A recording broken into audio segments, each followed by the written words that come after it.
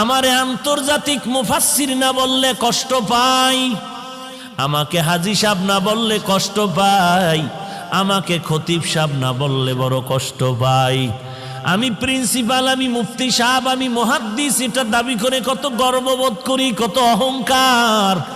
কিন্তু কবরে গিয়া যদি নাজাত না পাই, আমার মাওলানাগিরি মুফতিগিরি টাইটেলে আমার কোনো কাজ আসবে না, আর আমার টাইটেল লাগবে না যদি কবরে গিয়া আমলের কারণে আল্লাহ মাফ করে দেয়।